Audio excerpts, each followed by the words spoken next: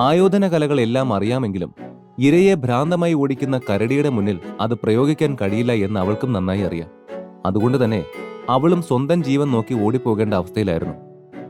ഋഷി, എന്നെ വിട്ടേക്ക്, നിങ്ങൾ നിങ്ങളുടെ ജീവൻ രക്ഷിക്കാൻ നോക്ക്, പ്രയാഗ അവളെയും ചുമന്ന് കഷ്ടപ്പെട്ടു ഓടുന്ന ഋഷിയോട് പറഞ്ഞു. പ്രയാഗ, നീ എന്താ ഈ പറയുന്നേ? നമ്മളെല്ലാവരും ഒരുമിച്ചാണ് ഇവിടെ വന്നത്. എന്നിട്ട് നിന്നെ ഈ അപകടത്തിൽ തനിച്ചു വിടാനാണോ നീ പറയുന്നത്? അത് പറ്റില്ല, ഋഷി ഉറച്ചു പറഞ്ഞു. അത് കേട്ട് പ്രയാഗയുടെ കണ്ണുകൾ നിറഞ്ഞൊഴുകി. ഋഷിനെ ഇടയ്ക്കിടെ തിരിഞ്ഞു നോക്കിക്കൊണ്ടാണ് ശ്രീലക്ഷ്മി ഓടുന്നത്. ശ്രീ, നീ തിരിഞ്ഞു നോക്കി എവിടെയും വീഴല്ലേ, പിന്നെ നമ്മളെല്ലാം കുടുങ്ങിപ്പോവും. നീ വേഗം സൂക്ഷിച്ച് ഓടിക്കോ, ഞാൻ പിന്നാലെ വരാം. ഋഷിൻ ഉറക്കെ പറഞ്ഞപ്പോൾ ശ്രീലക്ഷ്മി അവൻ പറഞ്ഞതുപോലെ ചെയ്തു. ശ്രീലക്ഷ്മി സുരക്ഷിത സ്ഥാനത്തേക്ക് പോയി എന്ന് ബോധ്യപ്പെട്ട ഋഷി പെട്ടെന്ന് ഓട്ടം നിർത്തി പ്രയാഗയെ താഴെ ഇറക്കി. പ്രയാഗ, ഇതാണ് വഴി. ഇവിടെ നിന്ന് നമ്മുടെ ക്യാമ്പ് വളരെ അടുത്താണ്. എങ്ങനെയെങ്കിലും വേഗം അങ്ങോട്ടേക്ക് ചെല്ല്. ഋഷി മരങ്ങൾക്കിടയിലൂടെ കാണുന്ന വഴിയിലേക്ക് വിരൽ ചൂണ്ടി. ഇല്ല ഋഷി, ഞാൻ നിന്നെ ഒറ്റയ്ക്ക് വിടില്ല, നീയും വാ, പ്രയാഗ ആശങ്കയോടെ പറഞ്ഞു. സംസാരിച്ച് നിൽക്കാൻ സമയമില്ല പ്രയാഗ, നീ എത്രയും വേഗം ഓടാൻ കഴിയോ അത്രയും വേഗത്തിൽ ഓടിക്കോ എന്ന് പറഞ്ഞ് ഋഷിൻ തിരിഞ്ഞ് കരടിയുടെ അടുത്തേക്ക് ഓടി. ജിതിൻ വലിച്ചെറിഞ്ഞ കത്തി അവൻ എപ്പോഴും എടുത്ത് ഇടുപ്പിൽ വെച്ചിരുന്നു. വാ എന്നുറക്കെ വിളിച്ചുകൊണ്ട് അവൻ നെഞ്ചിൽ ആഞ്ഞടിച്ചു. അവൻ കരടിയുടെ ശ്രദ്ധ തന്നിലേക്ക് മാത്രമേ തിരിക്കുകയായിരുന്നു.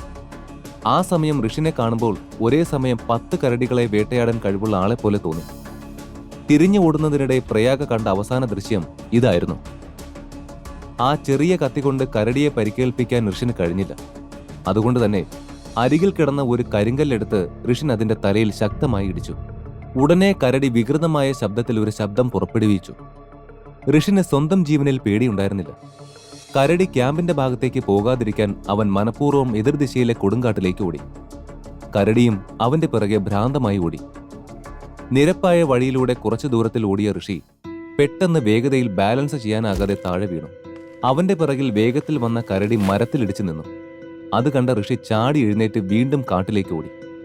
പ്രയാഗ ക്യാമ്പിലേക്ക് എത്തിയപ്പോൾ അവളുടെ സഹോദരൻ ഓടി വന്നു. പ്രയാഗ, എന്താ നീ ഒറ്റയ്ക്ക് വന്നത്?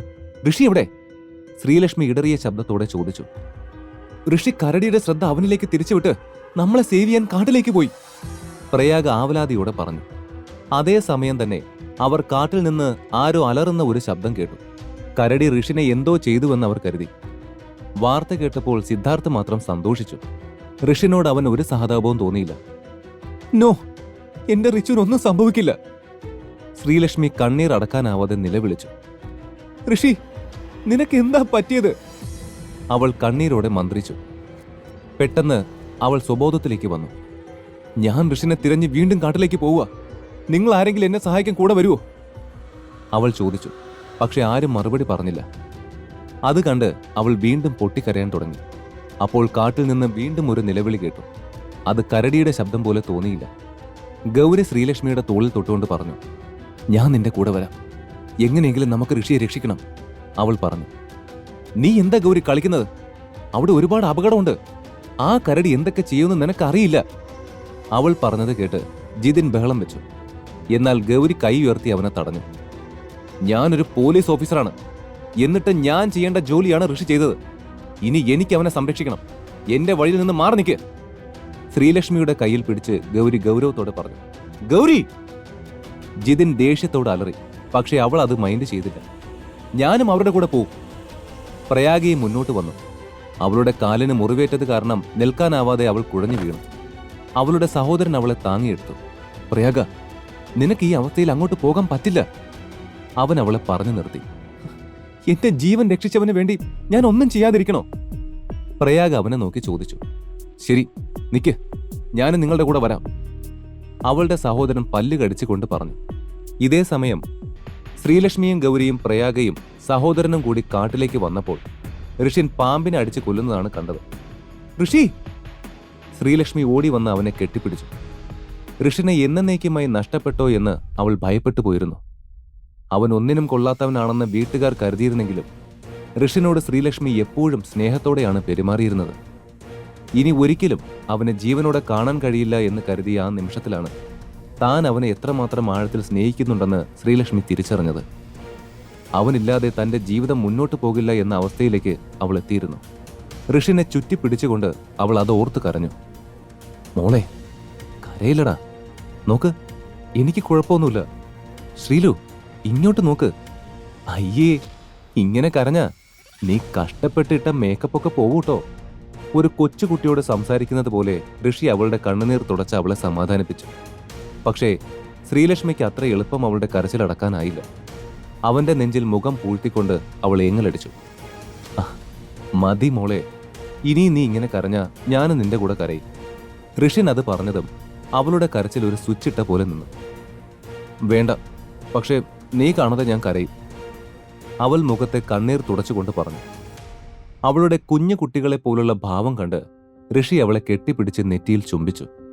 അപ്പോൾ മാത്രമാണ് ശ്രീലക്ഷ്മിയുടെ മുഖം ഒന്ന് തെളിഞ്ഞത്. ഋഷി, നിനക്ക് കുഴപ്പമൊന്നുമില്ലല്ലോ? ഗൗരി അവനെ മൊത്തത്തിൽ നോക്കിക്കൊണ്ട് ആശങ്കയോടെ ചോദിച്ചു. നിങ്ങൾ ഓക്കെയല്ലേ?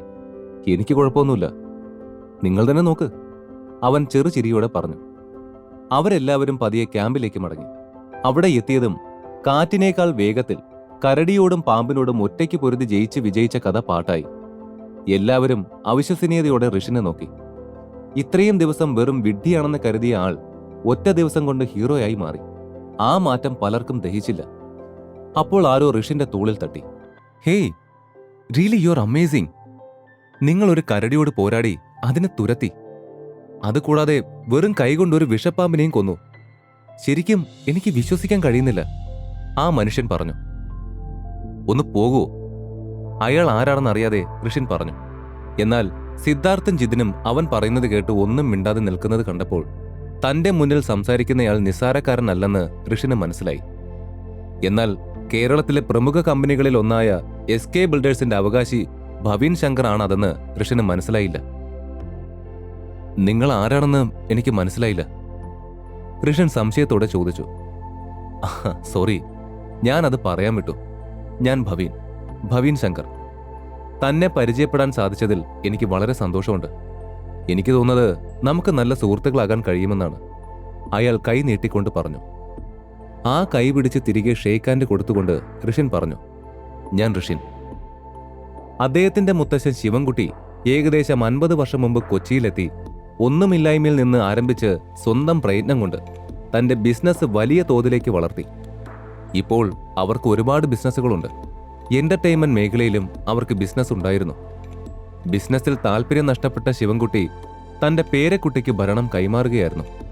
അവിടെ ഉണ്ടായിരുന്ന തലമൂത്ത ആളുകൾ വരെ ഭവീനെ ബഹുമാനിച്ചിരുന്നു. അത്രമേൽ സ്വാധീനമുള്ള ആളായിരുന്നു അയാൾ. ഋഷിനിടയ്ക്ക് കുറച്ച് വർഷങ്ങളായി ബിസിനസ്സിൽ നിന്ന് ഇടവേള എടുത്തിരുന്നത് കൊണ്ടുതന്നെ ഭവീനെക്കുറിച്ച് അറിവില്ലായിരുന്നു. സന്ദർഭം കുറച്ചുകൂടി സാധാരണ നിലയിലായതോടെ എല്ലാവരും വീണ്ടും ഗ്രൂപ്പുകളായി പിരിഞ്ഞ് അവരുടെ ജോലി നോക്കാൻ തുടങ്ങി. ശ്രീലക്ഷ്മിയുടെ വക മുറിവ് കെട്ടിവെച്ച് പരിചരിച്ച ശേഷം ഋഷിൻ ഭവീനോടൊപ്പം പാറപ്പുറത്തിരുന്നു. അവർ ഒരുപാട് സംസാരിച്ചു.